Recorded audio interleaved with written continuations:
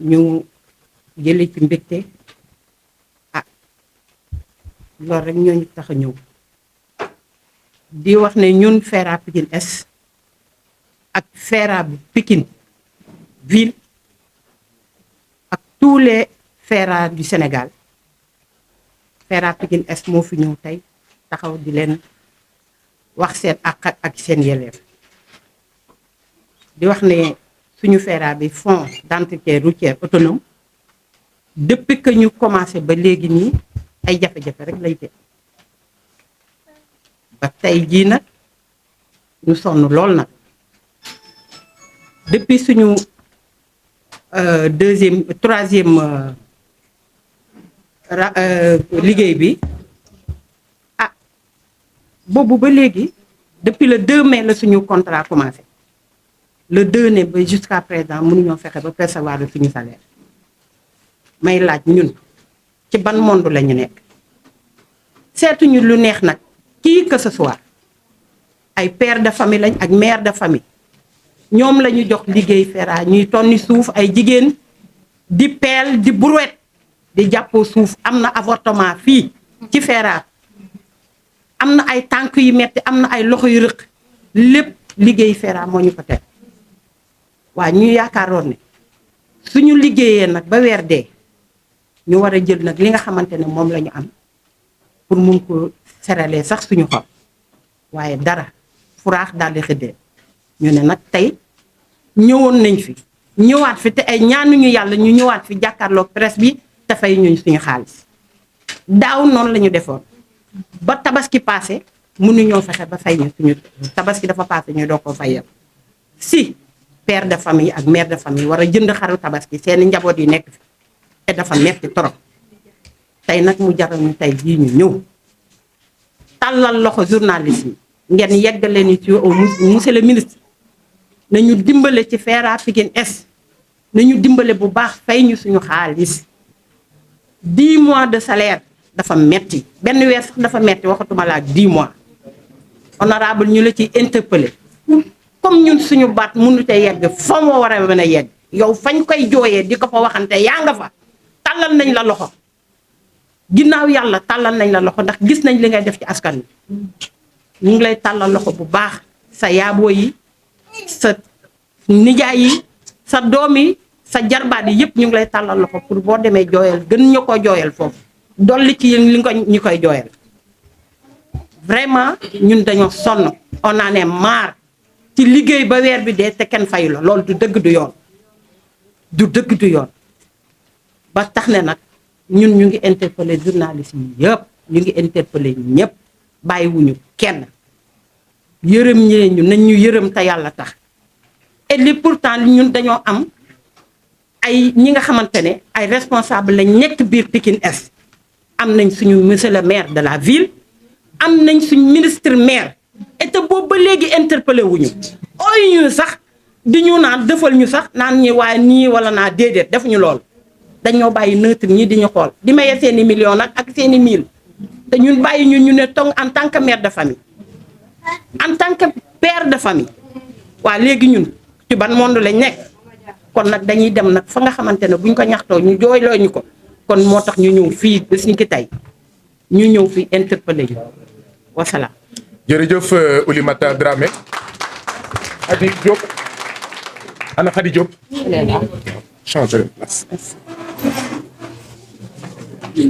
Oulimata Dramé moo wax ci wolof ci turu FERA Pikine. Khady Diop mooy wax ci turu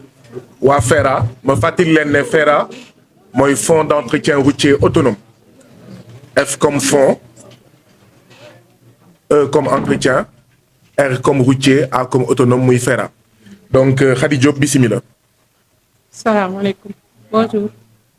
Nous saluons tout le monde. Nous saluons monsieur le député Gamari Sagna. Nous saluons pour nous, FERA Pikine Est et FERA Pikine, ville de Pikine.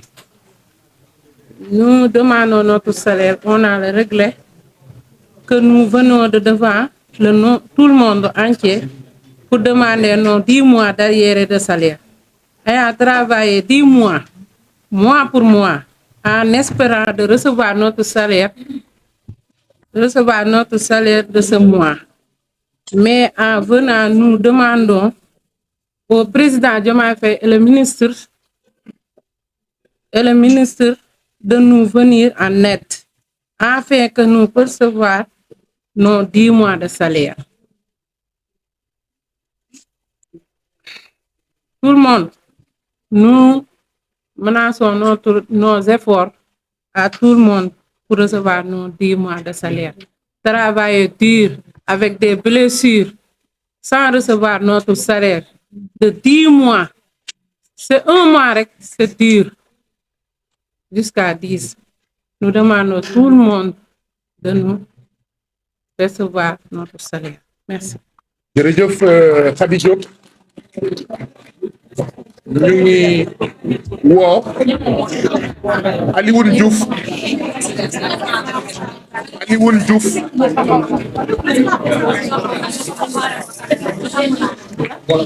oui mais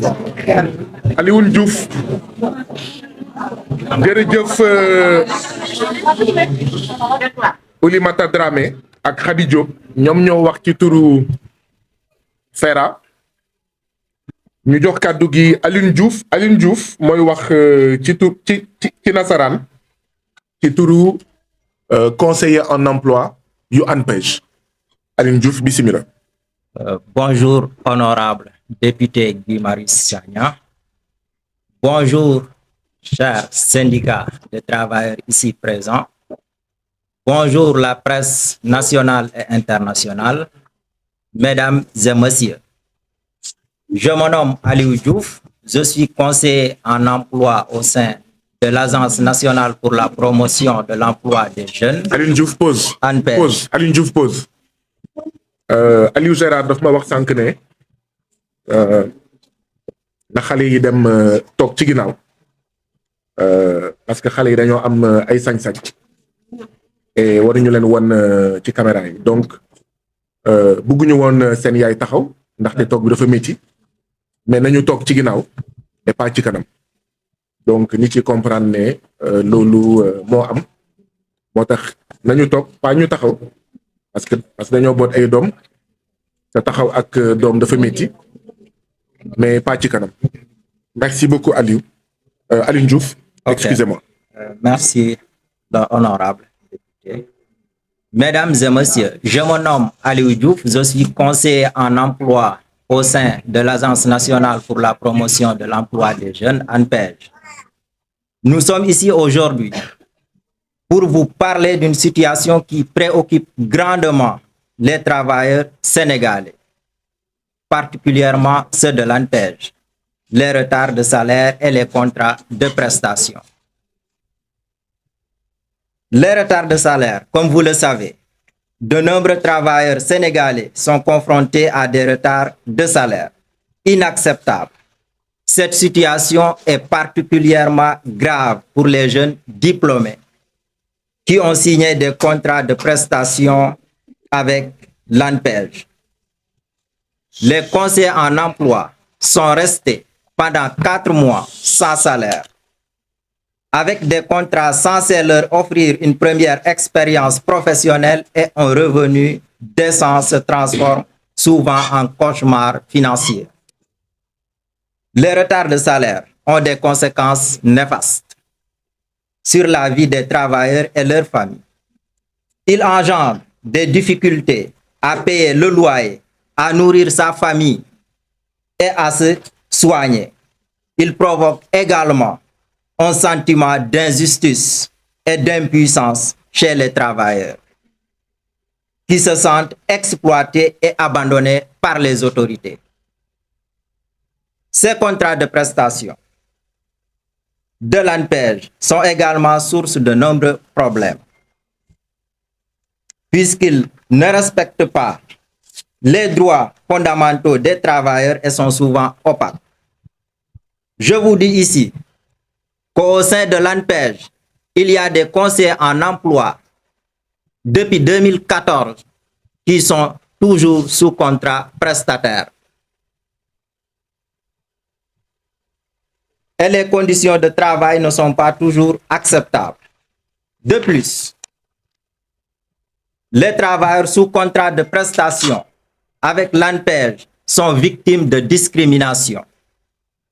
Ils sont parfois contraints de travailler de longues heures supplémentaires sans être payés et n'ont aucun recours en cas de litige avec l'ANPEJ. C'est pourquoi nous fustigeons le mutisme et la passivité de l'ANPEJ et exigeons au gouvernement sénégalais de prendre des mesures urgentes pour mettre fin au retard de salaire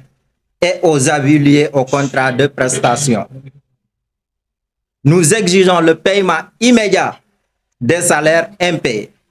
la mise en place d'un système de contrôle strict pour garantir le respect des droits des travailleurs, la révision et la revalorisation des contrats de prestation pour garantir qu'ils soient conformes aux normes nationales et internationales du travail, la mise en place de mécanismes de protection des travailleurs contre la discrimination. Ces mots mettent fin à notre plaidoirie avec les retards de salaire et les contrats de prestation que souffrent les agents de l'ANPEJ et ceux du pays, sinon beaucoup d'agents de l'État aujourd'hui. Nous vous remercions, cher public. jërëjëf Alioune Diouf. Amadou Lamine Ba. Amadou Lamine Ba. donc may fàttali ne may fàttali ne Alioune Diouf moo wax ci nasaraan ci turu conseiller en emploi yu ANPEJ. Amadou Lamine Ba moom mooy wax ci turu conseiller en emploi yu ANPEJ ci wolof. Amadou Lamine bismillah. salaamaaleykum mbokki Sénégal ñu ngi leen di nuyu ñun les conseillers en emploi yi nga xam ne ni ñooy liggéey ANPEJ ñoo ñëw tey jàkkaarloo askanu Sénégal waxtaan ak ñoom ci ñaari poñ bu si njëkk mooy retard de salaire yi. Les agents conseillers yi nga xam ne ni ñooy les prestataires de service ñuy liggéey ANPEJ toog nañ ñeenti weer yoo xam ne ni jotuñu seeni salaire, ñeenti weer yoo xam ne ni ñu ngi dund si njàqare, ñeenti weer yoo xam ne ni ñu ngi dund si ay tolof-tolof parce que si salaire boobu noonu ñenn ñi ci la ñuy fayee seen scolarité doom, ñenn ñi si la ñuy jàppalee seen i papa ak seen i yaay ñi nga xam ne ni ñoo yaakaar ci ñoom, ñenn ñi dañ leen menacé d'expulsion par leur bailleur parce que toog nañ ay mois fay ñu seen location. mu nekk jafe-jafe yu tar yoo xam ne ni ANPEJ ñi fay liggéeyee ñi nga xam ne ni toll nañ ci 100 conseillers ñu ngi koy dund mu nekk situation bu doy waar, situation bu métti. ñu ci interpeller directement le président de la République di si interpeller également le ministre de tutelle li nga xam ne ni mooy jafe-jafe retard de salaire yi ñu régler ko dans l'immédiat, ñu régler ko aussi tamit de manière durable mu bañati fee am. beneen jafe-jafe bi nga xam ne ni bëgg nañ ko tey waxtaanee tey wax ko askanu Sénégal mooy li nga xam ne nii mooy contrat de prestation de service. Contrat de prestation de service yow nga nekk agent di liggéeyee fi nga xam ne ni yow yaa war a promouvoir l'emploi et l'employabilité des jeunes yi ak femmes yi ci yow la ñuy ñëw pour am liggéey, pour am xëy. ñenn ñi ay porteurs de projet lañ pour am lu ñu mën a entreprendre. yow mi nga xam ne ne yaay gérer mission boobu noonu mu nekk une mission très noble yow nga am une précarité de l'emploi, amuloo caisse de sécurité sociale, amuloo IPM, amuloo versement d'une cotisation à l'IPRES. mu nekk contrat boo xam ne nii benn at lay durer, année bi bu jeexee ñu yokkalaat la beneen année ainsi de suite. am na ñoo xam ne ni toog nañ ñetti at loolu la ñuy dund, ñenn ñi depuis 2014 ñu ngi nekk ci situation boobu noonu. mu nekk situation boo xam ne nii bu précarité la parce que tey li ñu naan promotion de l'emploi des jeunes dafa nekk benn problème boo xam ne ni Sénégal ak politique publique yi dañ ci accentuer seeni effort. lépp loo xam ne ni gouvernement bi daf koy def ci lu ëpp daf ko féetewu ci maanaam li ñu naan xëy ndaw ñi. tey ANPEJ ñuy occuper une place importante ci dispositif bi nga xam ne ni moom la gouvernement bi teg. tey ANPEJ ces agents ñoo nekk ci jafe-jafe yooyu noonu ñiy woo askanu Sénégal di interpeller également le gouvernement mu jox solo mu jox également de l'importance ñi nga xam ne ni ñooy liggéeyee ANPEJ ñu jàppale leen ñu mun a am un travail boo xam ne ni moo leen di permettre ñu mun a dérouler convenablement ci xel mu dal seen liggéey parce que di liggéey boo xam ne ni chaque at lañ lay renouveler sa contrat année bi bu jeexee ñu tegalaat la beneen année te si biir am na si ñoo xam ne ni am nañ des niveaux master et des niveaux de licence amuñu promotion amuñu avancement ci liggéey waaw kan mooy ñaan yàlla di nekk ci benn liggéey di si nekk ay at te doo am avancement te doo am liggéey si ñoo xam ne ni yow nga ne prestataire nga yow ñi nga xam ne ni ñoom la ñuy wax les permanents yéenay liggéeyandoo même heure di wàccandoo même heure ñoom ñu ne leen permanent la yow ñu ne la yow prestataire nga fin du mois bu jotee ñu fay kii fin du mois bu jotee ñu ne kee xaaral waaw loolu injustice la wala lan la ñu ngi interpeller le gouvernement di ko wax ne situation bi nga xam ne ni moom la ANPEJ di dund ak travailleurs yi nekk Sénégal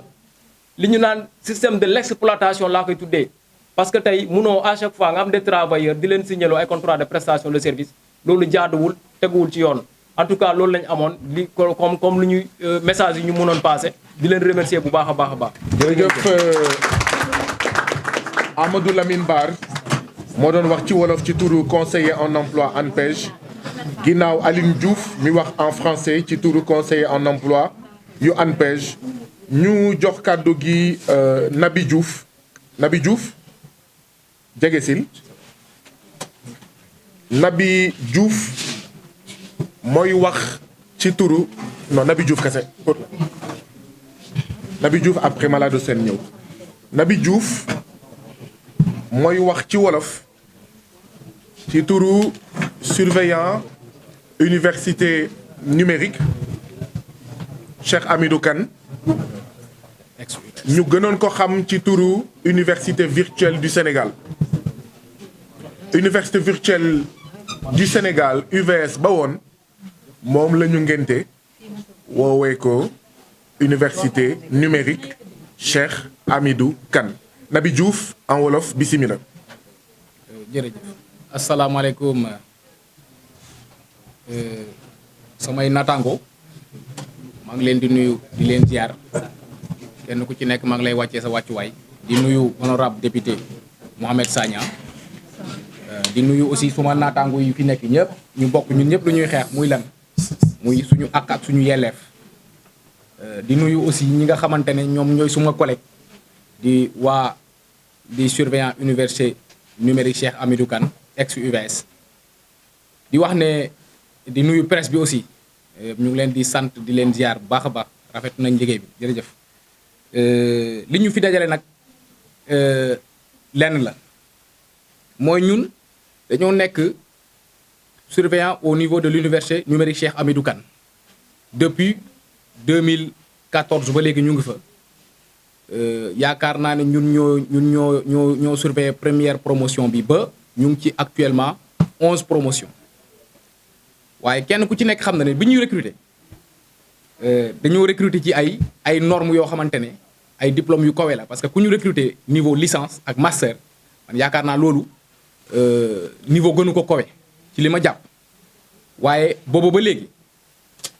ay jafe-jafe lañ fay dund jafe-jafe yi nag bokk na ci mooy amuñu régularité des paiements amuñu aussi augmentation mais amuñu contrat bu dëgër ay prestation la ñu am mais aussi ci biir université bi li ñu xamal mooy dañuy def li ñuy wax la promotion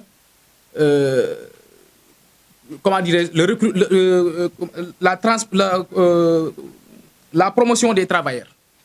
surtout au niveau de la surveillance mais gisuñu ko ñun li ñu gis ci li ñuy def mooy depuis bi ñu fa nekkee ba joni yàlla tey nii may wax ak yéen ñu ngi ñu ameel 4 mois arrière yoo xam ne fayuñu te kenn ku ci ne xam na ne ay kilifa ñoo fa nekk ay responsable ay père de famille yoo xamante ne tey bu weer dee dund war na leen koddaay war na leen faj war na leen transport bi ñuy xëy di liggéey war na leen mais koy liggéeyal di ko liggéeyloo ba weer dee xanaa lum dee war am na loo ko war a jox mais boo ko joxul 4 mois lan lay fayee di ñëw lan lay dundalee këram te pourtant ñu ngi continuer di dem léegi nag li ñu bëgg mooy la régularité des paiements ñu koy respecter ñu xool tamit contrat bi nga xamante ne moom la ñu sasoo ak ñun ñu jéem a xool nu ñu ko formaliser mu doon un contrat bien ficelé ñoom xam nañ ñu koy defee parce que promettre nañu ko depuis 2016 ba léegi gisuñu ci dara parce que 2016 lañ ñu ne dañ leen di jox benn somme boo xamante ne à la fin de chaque mois ngeen ciy jàpp comme 4 promotions lañ am mais ci diggante bi 2016 ba léegi 4 promotions ba 11 promotions yokku na ci ñu ne ñu bu promotion yi yokkee dañ xool nu ñu jéem a yokkee xaalis boobu ba xam ne maanaam du ngeen ci loru ñun tamit duñ ci loru mais boobu ba léegi dara amu ci dafa gën a yées sax parce que ci diggante bi ci mois de mars bi dañoo jël mbir mi wàññi ko ba nga xamante ne su ma ko waxoon fii sax amaana maanaam ñëpp danañ coupé seen i caméra dem ñibbi mais teewul ba léegi gaa yi ngi xeex seen ak seen yelleef ci loolu donc ñu ngi interpeller encore une fois le président de la République muy Bassirou monsieur son excellence monsieur Bassirou Diomaye Diakhar Faye ak le ministre de l'enseignement supérieur ñu xool nu ñu jéem a taxawee ci mbir mi parce que mbir mu am solo la parce que université numérique Cheikh Hamidou Kane bokkul ak yeneen université yi parce que moom examen du rek da ngay def 6 mois examen xaaraat yeneen 6 mois ñoom examen c'est 12 mois sur 12 donc ñun dañuy fonctionner 12 mois sur 12 chaque jour dañuy xëy dem ENO de 9h à 18h ñun ñoo fay njëkk ñoo fay mujj donc li waroo ak ñun li ñu waroo ak ñun mooy à la fin de chaque mois nañu jox li ñu xamante ne moom lañ yeyoo ak ñoom muy loo xamante ne ñun dinañ ci gis suñu bopp mën ci faj suñuy doom mën ci joxe dépasse mën ci faj suñuy jabar mën cee yor suñu bopp waaye loolu gisuñu ko encore une fois ñu ngi koy naxarlu te nag fii lañ ko waxee te am nañ yaakaar ne fii ñu ko waxee fii dina fi fajoo ndax ñi ñu fi gis ñu ñëw yëpp wax fi seen i mbir yàlla def na ci saafara kon ñu ngi ñaan yàlla lii nga xamante ne moom lañ fi wax na fi fajoo bu fi fajoo wi tamit teewul dàquñu waaye danañu continuer tamit di ko xeex ñu ngi nii may wax ak yéen ñu ngi nekk en mouvement ñu ngi nekk en mouvement presque depuis le mois de février ba léegi damuñu liggéey mais teewul ne am na contrat boo xamante ne defaraat nañu ko mais ñun ànduñu ci contrat boobu parce que contrat ba léegi dafa leerul parce que waxuñu ba léegi quantum horaire bi naka lay demee ak naka lañ war a liggéey ci loolu donc ñu ngi wax ne ñoom nañ ñu jéem a rencontrer nu mu gën a gaawee li ñu bëgg a liggéey ak ñun ñu ne ñu lii la ñu bëgg ñun tamit ñu ne ñu lii lañ mën su ko defee ñu xool ba xam suñu arrangé baax na bu ñu arrangé wul ñu xool naka la ñuy xooli jee leneen waaye nit ki mënoo koo téye 2014 ba jon yàlla tey ba 2024 10 ans yoo xam ne amul lenn loo xamante ne am na ci avancement ci koo xamante ne yow nga ne da nga ko recruter niveau licence ak master lii daal moo nekkoon suñuy kàddu encore une fois te ñi nga xamante ne moom mooy la promotion sur le recrutement des surveillants nañu ko jëmal parce que ñun gisuñu ko en tout cas ñun au niveau des surveillants gisuñu benn surveillant boo xamante ne université bi jël na ko ne kaay jël poste bii nga doxal ko gisuma ko waaw bu amee it nañ ne ma am na mais man gisuma te samay collègues ñu ngi fii tamit xam nañ ne gisuñu donc nañu def loolu bu newoon ne ñoo xam ne sax amuñu niveau bi amuñu xam-xam bi waaye dañu ko xam pratiquer université bi def fa 10 ans un environnement ku fa def 10 ans yaakaar naa ne war nga xam ruq-ruqaat yi war nga xam liggéey bi ni muy doxee kon ñooñu insérer leen waru doon un problème nañu bàyyi recrutement yaa ma neex yi te xool ñi nga xamante ne ñoo mën a doxal mbir mi ñu jël leen ñu doxal ko parce que université numérique Cheikh Hamidou Kane bu caaxaan jeexee dëgg des université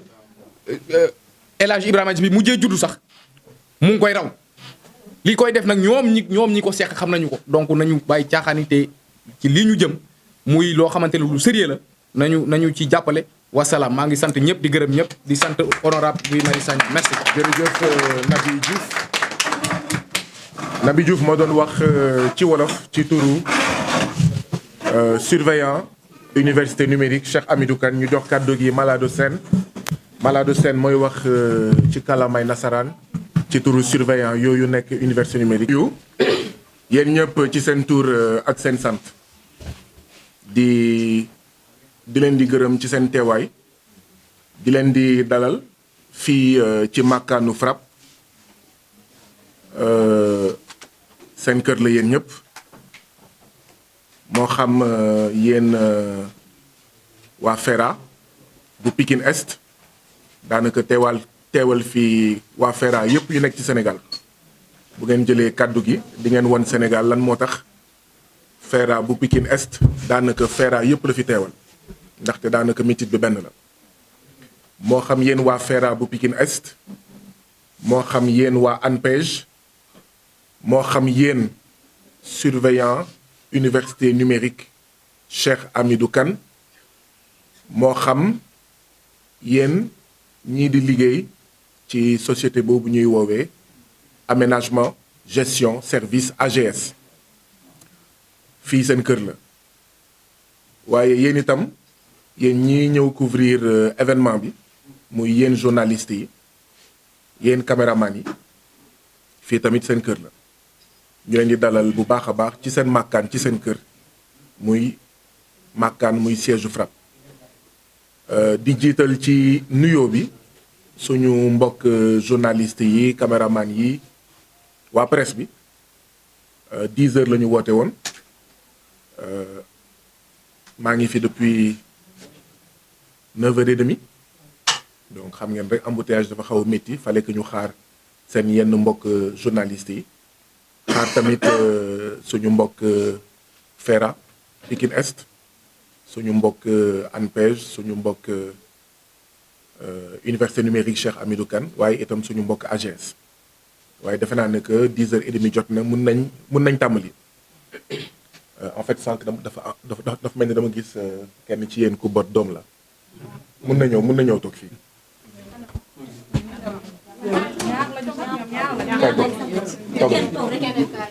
toogal ana keneen ki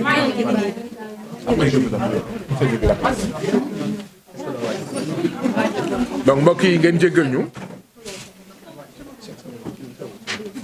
léegi ñu tàmbali conférence de presse bi conférence de presse bi nag comme niñ ko faral di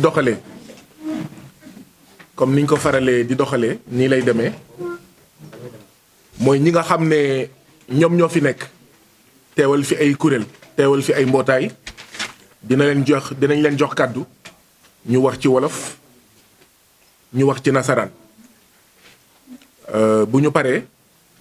bon yenn saa yi mu njëkk leen commencé waaye defe naa tey naa leen bàyyi ñu commencé ñu door bu ñu paree ma sànni si ay kàddu donc ginnaaw li nga xam ne ñoom wax nañ ko donc ngir bañ a guddal torop dinañ jox kàddu gi mën nañ commencer waa FERA Pikine Est dinañ jox kàddu gi Cheikh Hamidou Kane Maladou Sène bismillah. Bonjour mademoiselles et messieurs. Tout d'abord, permettez-moi de me présenter. Le nom c'est Ousseynou Maladou Sène. Je suis assistant chargé de la surveillance à l'université numérique Cheikh Hamidou Kane, ex-UVS. Tout d'abord, nous tenons à préciser que depuis la création de l'université numérique Cheikh Hamidou Kane en 2013, des personnes ont été recrutées pour faire la surveillance avec le niveau de licence ou de master.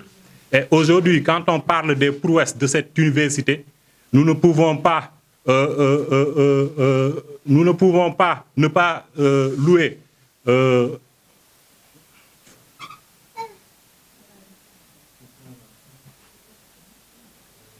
changer de phrase. Nous ne pouvons pas ne pas louer le travail remarquable de ces assistants chargés de la surveillance. Aujourd'hui, ces assistants travaillent 12 mois sur 12, 5 jours sur 7, de 9h à 18h. Et aujourd'hui, nous avons vu que la situation de ces travailleurs permanents à l'université numérique Cheikh Hamidou Kane demeure de plus en plus précaire. Et aujourd'hui, selon eux, qui disent que la surveillance n'est pas un métier, j'ai une question à leur poser, c'est à savoir, est-ce que être recteur est un métier? Est-ce que être directeur des ENO est un métier? Est-ce que être président de la République est un métier? Je dis non, ce sont juste des postes de responsabilité. Et à la fin de chaque mois, si le devoir est accompli, ils perçoivent leur dû pour aller nourrir leur famille. Et il doit être de même pour les assistants chargés de la surveillance à l'université numérique Cheikh Hamidou Kane. Nous devons noter aussi que, imaginez, à l'heure où je vous parle, il y a des surveillants qui sont restés 3 à 5 mois sans pour autant percevoir leur salaire. Pourquoi? Parce qu'ils se sont engagés dans ce collectif pour combattre ce qui leur revient de droit. Et aujourd'hui, ils ont été sanctionnés et privés de leur dû qu'ils appellent salaire, dont je n'aime même pas citer cette maudite somme qu'ils appellent salaire, juste pour peut-être intimider ou faire peur aux travailleurs. Aujourd'hui aussi, nous avons assisté à une familiarisation progressive de l'université numérique Cheikh Hamidou Kane. C'est-à-dire, on a nos camarades qui ont été recrutés directement au niveau de l'administration, sans aucune condition, sans appel d'offres, sans étude de dossier, avec le juste Yamaner. Ainsi, je dois rappeler que ce collectif, tout d'abord, regroupe 15 et plus de 300 membres. Ainsi, nous demandons solennellement à cette administration la régularité et l'augmentation des salaires, un contrat en due et bonne et due forme, la transparence sur le recrutement et la promotion de ces travailleurs. Nous appelons solennellement le président de la République, son Excellence, M. Bassirou Diomaye Diakhar Faye, mais aussi le ministre de l'Enseignement supérieur, M. Abdourahmane Diouf, d'user de leur droit de regard pour s'imprégner davantage de ce qui se passe au niveau de cette université. Parce que des jeunes diplômés de licence et de master sont en train d'être exploités, d'être marginalisés, mais aussi d'être intimidés au niveau de cette université. Nous demandons aussi solennellement à l'administration de l'UVS de penser à la situation de ces travailleurs. Pourquoi? Parce que parmi certains de nos camarades, certains, nonobstant leur diplôme de licence ou master, ont préféré briguer les vagues de l'Atlantique au péril de leur vie pour aller espérer des lendemains meilleurs. Nous nous disons non. Pourquoi? Parce que nous croyons à notre pays. Nous pensons bien que, et nous savons pertinemment que le Sénégal sera ce que nous en ferons, nous, la jeunesse. Aujourd'hui, en ce jour solennel, je rends un grand hommage à tous ces travailleurs qui nous ont accompagnés sur ce combat. Et je dis aussi que d'ici la fin de ce mois, si rien n'est fait, nous allons nous mobiliser davantage pour partir en grève et à une durée illimitée avec toute la base de ces travailleurs pour montrer aux autorités compétentes de l'Université virtuelle du Sénégal que cette exploitation de leurs travailleurs doit cesser. Mademoiselles et messieurs, je vous remercie de votre attention.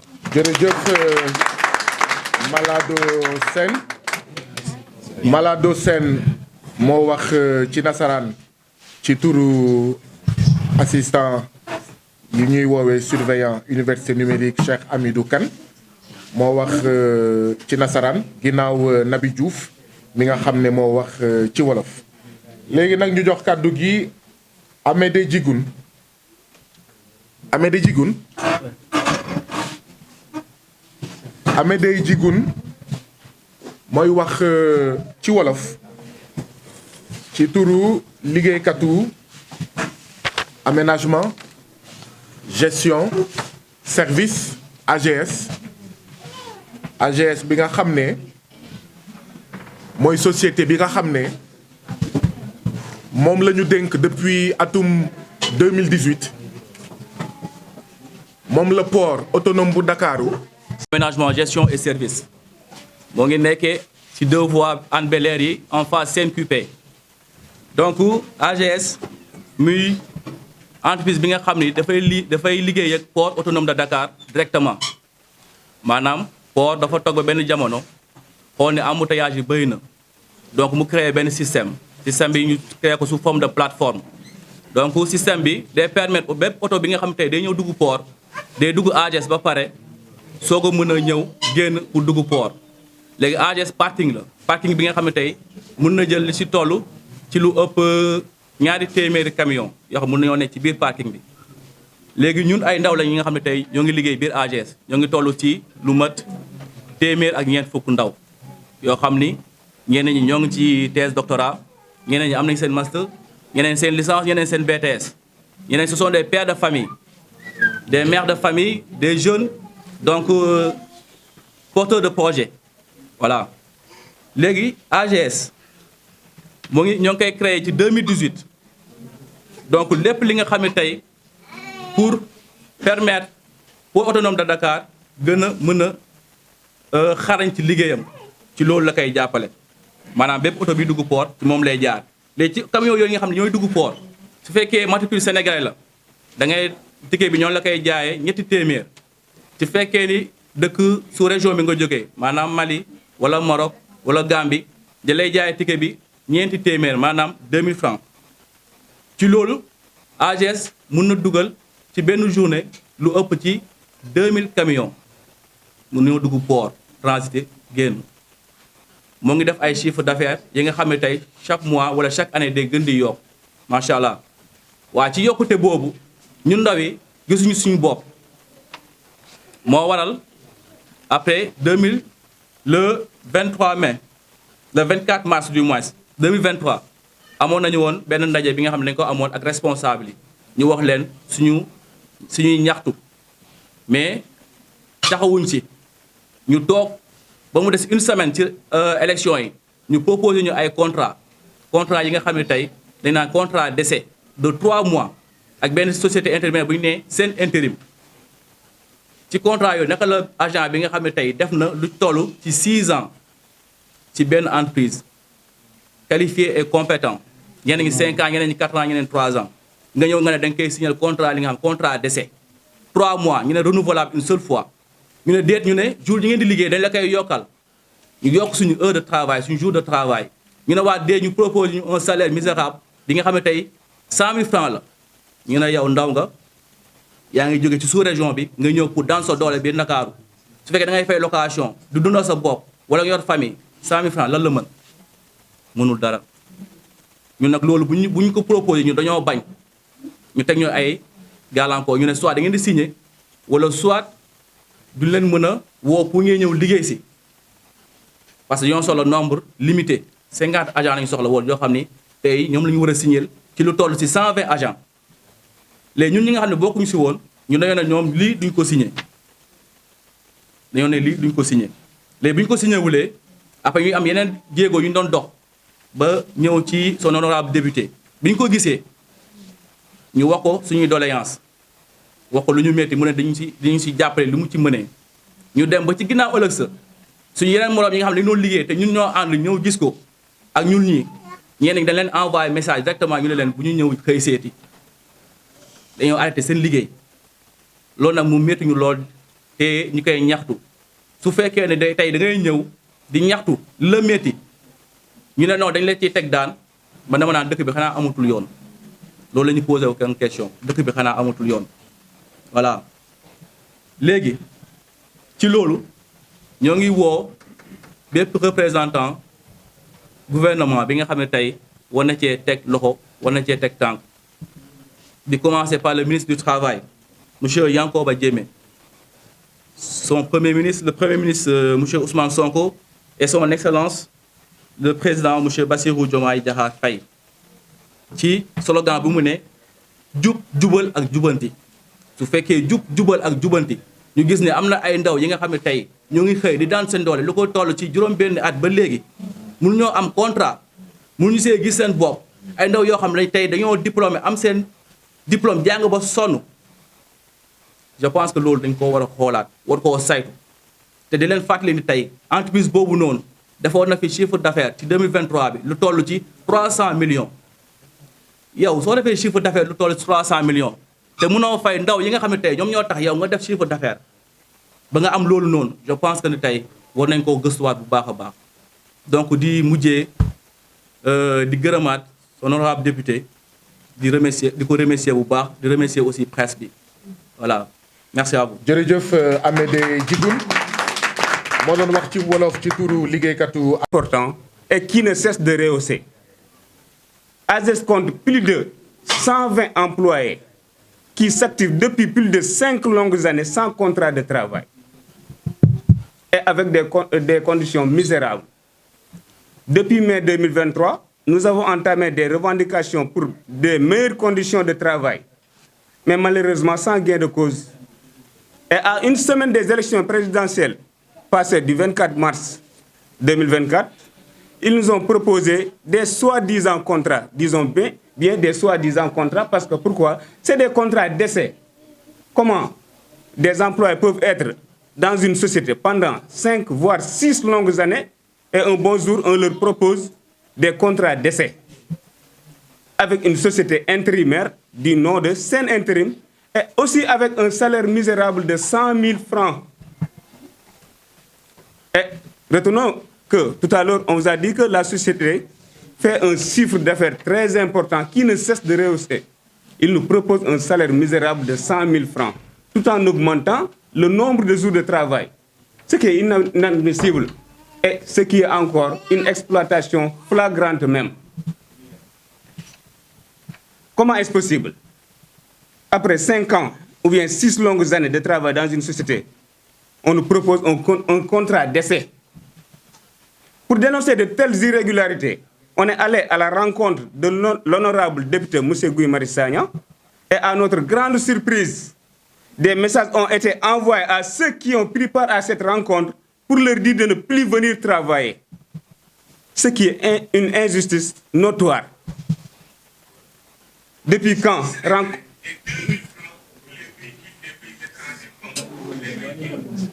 Depuis quand rencontrer un député du peuple pour dénoncer est devenu un crime dans notre pays? Sur ce, nous faisons appel aux autorités compétentes, à savoir le ministre du Travail, M. Yankoba Diémé, le Premier ministre, M. Ousmane Sonko, sans excepter le président de la République, M. Bassirou Diomaye Diakhar Faye, surtout avec son slogan du Djoub, Djoubal et Djoubanti, qu'ils prennent des mesures drastiques et tirer AGS de ces irrégularités et de combattre l'injustice qui règne dans cette société. Merci beaucoup, les journalistes. Merci beaucoup, l'honorable député. jërëjëf Cheikh Diokh ma fàttali leen ne moo doon wax ci nasaraan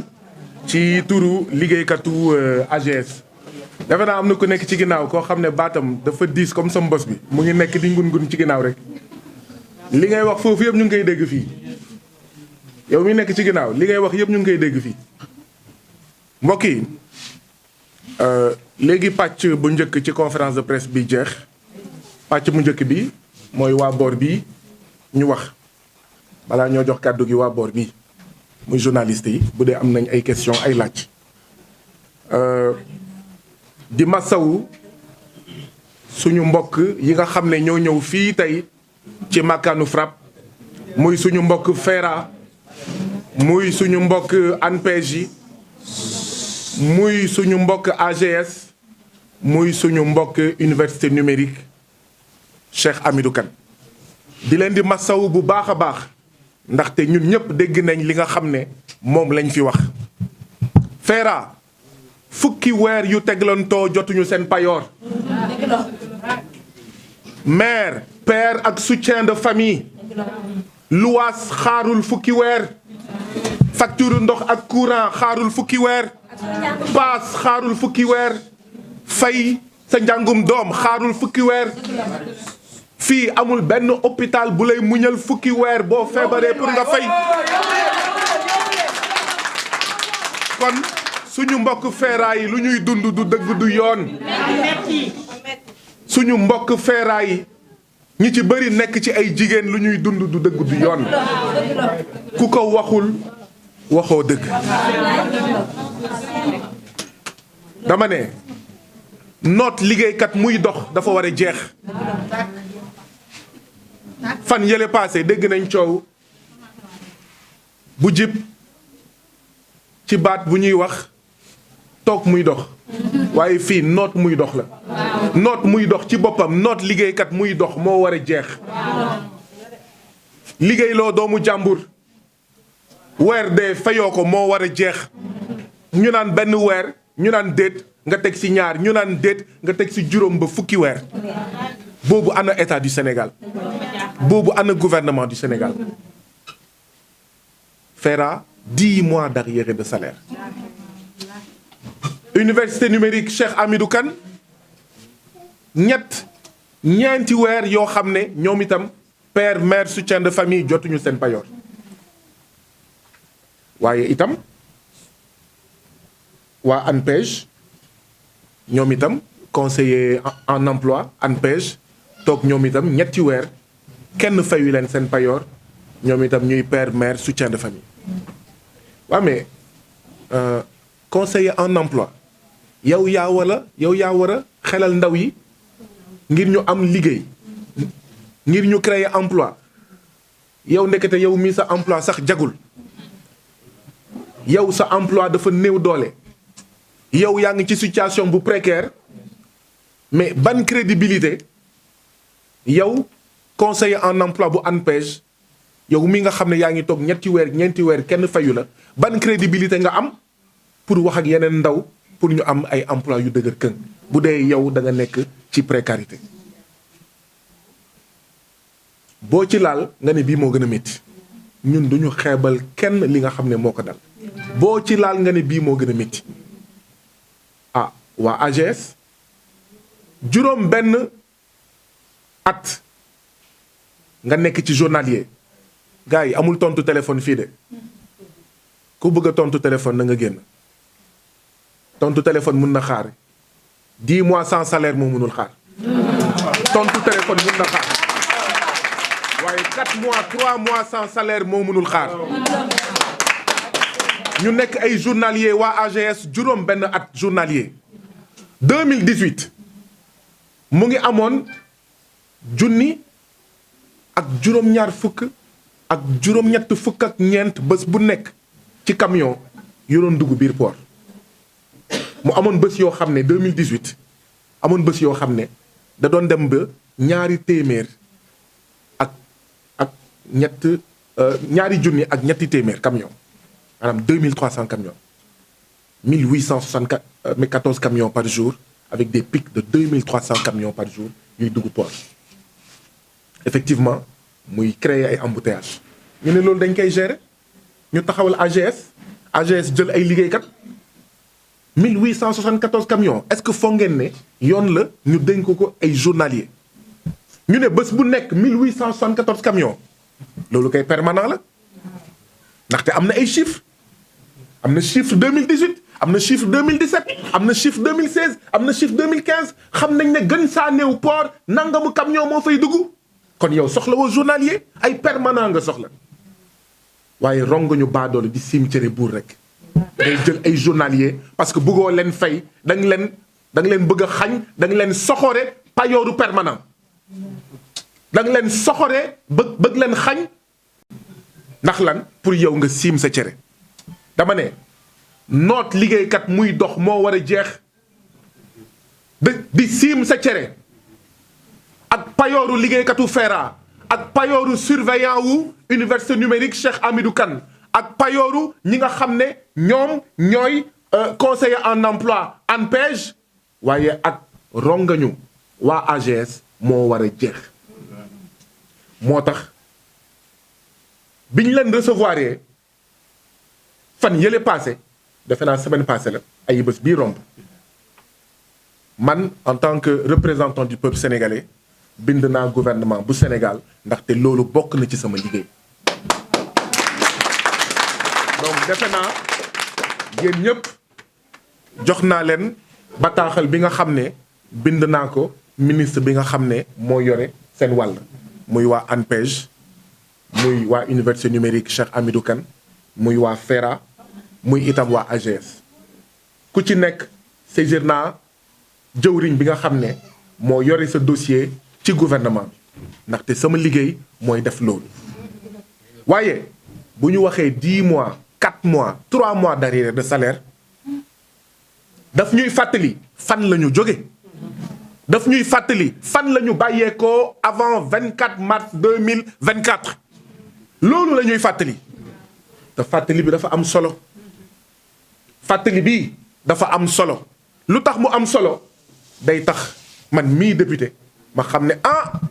fii la ñu jógee fii la ñu bàyyeekoo kon yow Guy Marius Sagna li nga doon daw na nga ko yokk ngir noot liggéeykat muy toog 10 mois 3 mois 4 mois amul payoor ngir mu jeex ngir noot liggéeykat juróom benn at mu nekk journalier nga bëgg a génn ci journalier boobu ñu ne la sax yow da ngay def contrat à l'essai juróom benn at nga def juróom benn at ci benn place nga am expérience juróom benn at ñu ne dañ lay jox contrat à l'essai ñetti weer mais de qui est-ce qu'on se moque mais lii ñoom am nañ droit am nañ sañ-sañ te dëgg la ñu lànk ba tëdd ci suuf ne ñun kenn duñu jël essai waratuñu nekk journalier deux ñu naan déet nga yóbbu ñu intérim maanaam comme commencé nga gis liggéeykat yi di fippu nga ne léegi xam ngeen lan la man nekkatuma seen patron dama leen di yekkale beneen entreprise kooku ngeen di waxal man kooku laay fay kooku di leen di fay. mais yow li nga nar a fay beneen entreprise ngir moom mu tekk ci soog a fay liggéeykat yi doo jël lépp fay ko liggéeykat yi mais mbokk yi nañu xoolaat mais yow nekk nga soxor nga noot am nga xelu nooteel bu toll ci pare nga pour fay benn entreprise ngir mu fay ñeneen mais booleel ñaar yépp nga fay ko liggéeykat yii loolu mooy yoon ñoom ñu wax loolu nga ne da nga leen di dàq ndax lan dañoo ñëw seet si Guy Marius Sagna fii laa koy waxee coow bi mu ngi soog a commencé waa AGS laay waxal lii ñu def defuñu ko ñaari liggéeykat yi nga xam ne ñoom la ñu dàq lii ñu def assemblée nationale lañ ko def ndaxte député dañ ko fal fi ñu ko war a falee du bandi du criminel lan moo war a tax nit ci war a nëbbatu pour gis seen député mais bu fekkee loolu la nañ tas assemblée nationale nañu ne député amatul mais à partir du moment où assemblée nationale am na muy deuxième institution député am mais kuñ fi dàq ndax da nga seeti député mais c'est une offense à la République du Sénégal c'est une atteinte grave une menace grave aux institutions de la République ndaxte kat ñëw seet si député si jàmm ak salaam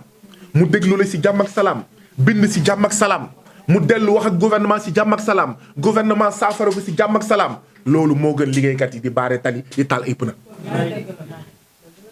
et donc liggéeykatu AGS yi nga xam ne dàq nañ leen buñ leen jëlaatul AGS bu leen jëlaatul fan yii di ñëw dinañ marche wala dinañ sitting buntu AGS te dinañ wax port bu Ndakaaru dinañ wax gouvernement bu Sénégal c'est comme AGS mooy dàq liggéeykat yii ndax rek noot bi nga xam ne ñu ngi leen di noot te du dëgg du yoon ñu xoolaat ñoom seen contrat ndaxte ñoom contrat rek moo dox diggante ñoom AGS ak port du Sénégal te état du Sénégal du signanteeg AGS ay contrat pour muy noot ay doomam yi di yuuxu mu leen di dàq ma ne conférence de presse bii daf ñuy fàttali ñun fu ñu jóge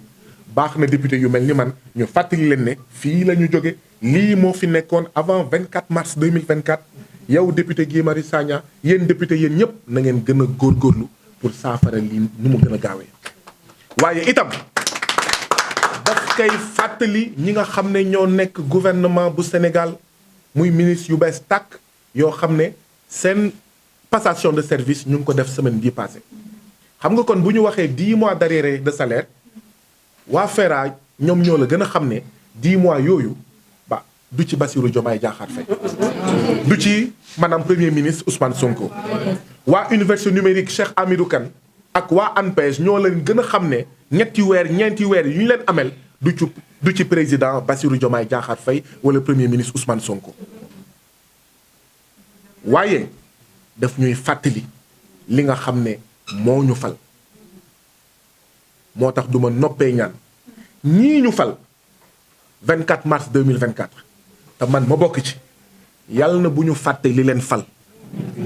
te li leen fal mooy coono yii li leen fal mooy jafe-jafe yii li ñu fal mooy nooteel gii te mu war fi jóge léegi nag comme ni ma ko waxee jébbal naa seeni dossier gouvernement bi officiellement ci ay questions écrites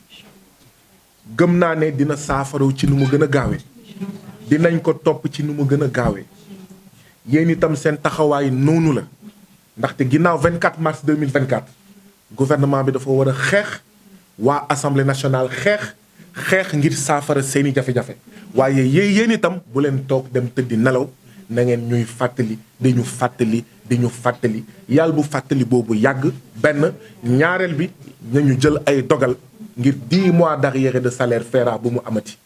3 mois 4 mois buñ ko saafaree ba noppi plus jamais ça bu mu amati muy ANPEJ muy université numérique Cheikh Hamidou Kane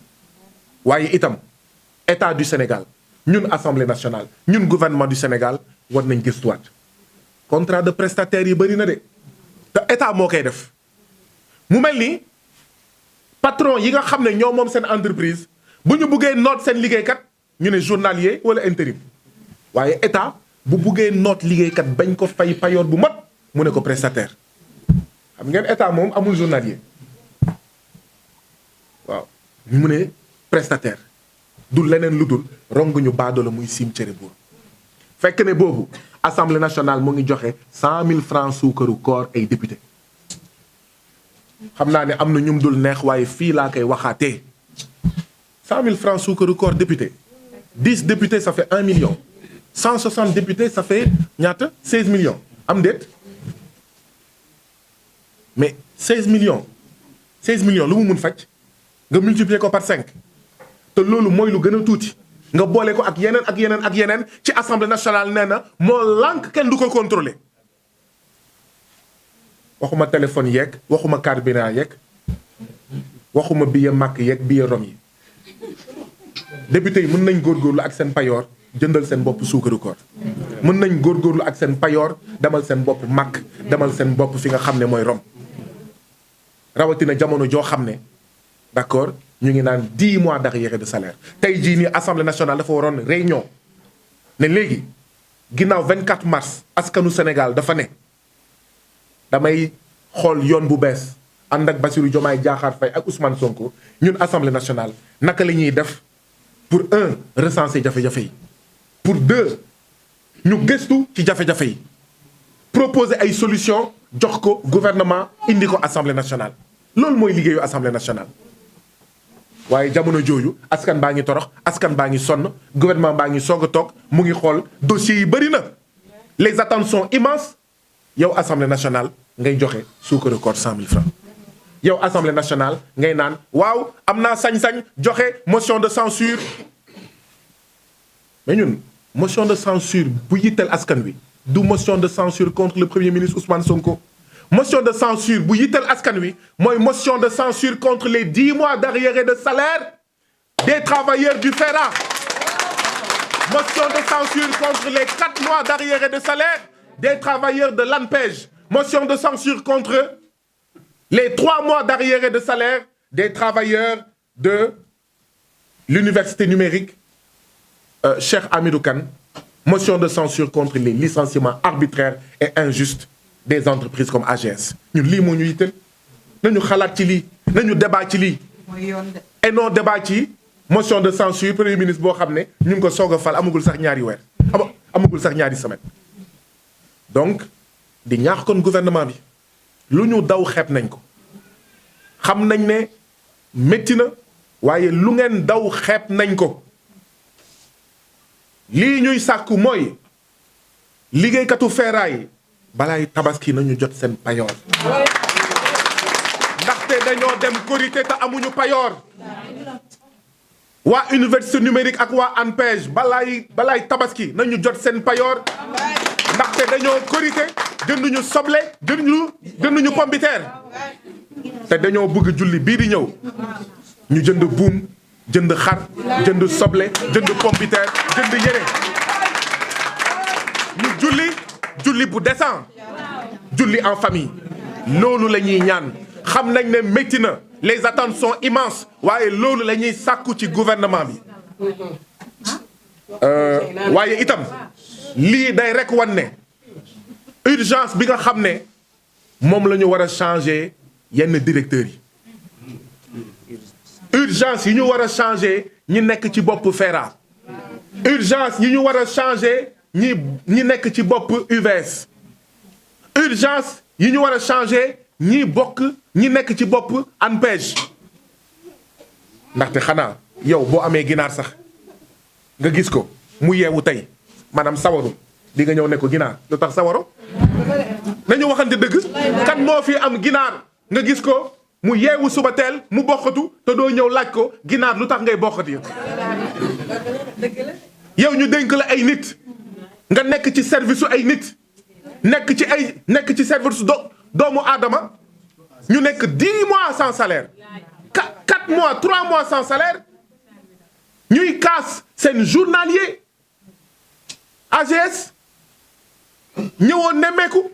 indi woo ay saafara tuuboo say bàkkaar nga naan da ngay da ngay coupe da ngay tiital ah da ngay dàqe. Donc il y a une urgence xam nañ nag ne président Diomaye Bassirou Diomaye Diakhar Faye ak premier ministre Ousmane Sonko waxoon nañ ne ñoom bu ñu leen falee li ñuy def bokk na ci yenn directeurs yi dañ koy def appel d'offre ngir mu bañ a nekk ay directeurs yaa ma neex dëgg la loolu dégg nañ ko waaye yenn yi moom nañ ko baral ndaxte fekk directeurs yooyu soppeekuñu pratique yi day daal di continuer fekk directeurs yooyu changé wuñu leen directeurs yi fi nekkoon gëmuñu ne ji ci ëpp bokk dinañ jub dinañ jubal dinañ jubbanti. or FERA dafa soxla jubal jubbanti. ANPEJ dafa soxla jubal jubbanti. Université numérique Cheikh Hamidou Kane dafa soxla jubal jubbanti. waaye itam inspection du travail ministère du travail liggéeykat yi ba ci yenn liggéeykat yi nekk ci yenn organe de presse yi man maa leen koy waxal dañoo soxla jubal jubbanti ah ndaxte nekk caméraman ñu lay fay 75 000 60 000 par mois du ñëpp mais du dëgg du yoon donc noot muy dox day jeex moo tax na ñëpp génnee seen cahier de doléance waaye itam ana syndicat yi ani centrale syndicale yi te ñu ngi jëm ci 1er mai fii ak fukki fan fii ak semaine 1er mai ana centrale syndicale yi ñuy seetaan ay liggéeykat toog 10 mois sans salaire ana centrale syndicale ak syndicat yi yuy seetaan journalier 6 ans waaye yéen AGS 6 ans la ñu wax am na ay journalier 15 ans 20 ans samay moromu baay bi ñu commencé liggéey ba léegi ñu ngi waaj à la retraité 20 ans de journalier ngeen foog ne loolu yoon la day jeex rong ñu baadoole di cimetière buur nga koy def journalier di ko def prestataire di ko jox xawma di ko yekkale ay intérim dafay jeex tey donc lii daal laa amoon li may wax lii moo tax ñu woote conférence de presse bi waa AGS nag ah ñoom ñooy xool nuñ ko bëggee dinañ leen siwal nag ba ñu siw ñun bëgguñu xeex ñii ngeen dàq defuñu dara lu dul ñëw seet si seen député seeti député nag du délit du crime yéen nag waa AGS yéenay saafara affaire bi si jàmm ak salaam jëlaat leen ne da ngeen juumoon ndaxte nit moom day juum ba pare dootuñu nekk ci journalier ba pare du ñu dem ci intérim bu fekkee da ngeen di wéy ci dàq bi ak ci intérim rek yooyu dinañ leen defal publicité boo xam ne gratuitement nag laaj ñu leen dërëm ndaxte dinañ ñëw buntu AGS si jàmm ak salaam dinañ déposer lettre préfecture bu Ndakaaru ndaxte nag lii ngeen defu leen ko liggéeykat yi assemblée nationale ngeen tooñ ndaxte assemblée nationale du jaaykatu drogue du defkatu faux billet ba ku fa dem seeti député ñu ne def nga délit def nga crime ñu lay dàq man de du ma ko nangu député bu nangu ñu koy seeti pour tiis ko jafe-jafe askan wi ñuy dàq askan woowu yaa xam waaye man du ma toog seetaan ñuy toroxal assemblée nationale moo tax man bokk naa ci ñu yàqamti ñu woote def ay élection assemblée nationale bi soppeeku ngir ñu am assemblée nationale xar kanam assemblée nationale bu bees tàkk boo xam ne day nekk assemblée nationale askan wi et non assemblée nationale suukaru koor d'entretien routier autonome FERA qui court derrière 10 mois d'arriérés de salaire. Exprimer notre solidarité aux travailleurs de l'université numérique Cheikh Hamidou Kane qui court derrière 3 à 4 mois d'arriérés de salaire. Exprimer notre solidarité aussi aux conseillers en emploi de l'ANPEJ qui courent aussi derrière 3 à 4 mois d'arriérés de salaire. Des pères, mères et soutiens de famille pour lesquels le loyer n'attend point, les factures d'eau et d'électricité n'attendent point, les achats de médicaments, les frais de santé n'attendent point, les scolarités des enfants n'attendent point. Il est inacceptable que dans ce pays qu'on appelle le Sénégal, dans cette république qu'on appelle le Sénégal, que des travailleurs puissent rester autant de mois, jusqu'à 10 mois, sans percevoir leur salaire. C'est pourquoi nous exprimons toute notre solidarité à ces travailleurs pour leur dire, vous avez notre soutien. Et c'est pourquoi nous nous sommes tous battus pour changer cet état néocolonial qui permet que dans un pays, des filles et fils de ce pays, de braves filles et fils de ce pays, qui refusent de prendre les pirogues, qui refusent de prendre la route du désert du Sahara, mais qui restent ici pour servir leur pays, soient traités en revanche, soient traités en retour et en revanche comme des malpropres. Il est inacceptable qu'on continue d'accepter ce système d'exploitation de l'homme par l'homme. Oui, nous exprimons aussi notre solidarité aux travailleurs de la société, de l'entreprise, aménagement, gestion, service AGS, qui depuis 6 ans, qu'ils assurent la fluidité des camions, de la circulation des camions qui entrent et sortent du port autonome de Dakar depuis 2018, maintient ces travailleurs dans un statut de journalier. C'est tout simplement inacceptable. Et donc c'est de l'enfer de ces journaliers qui n'ont ni cotisation sociale, ni cotisation maladie, au statut précaire, c'est de leur enfer qu'est fait donc le paradis de cette entreprise AGS. Et cela, on va y mettre un terme.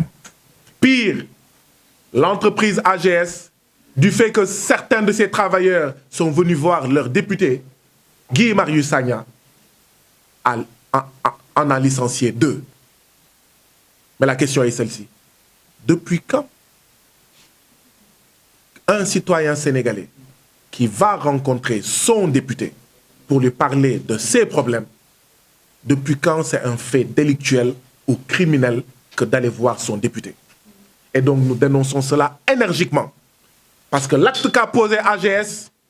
est un acte posé non pas contre les travailleurs,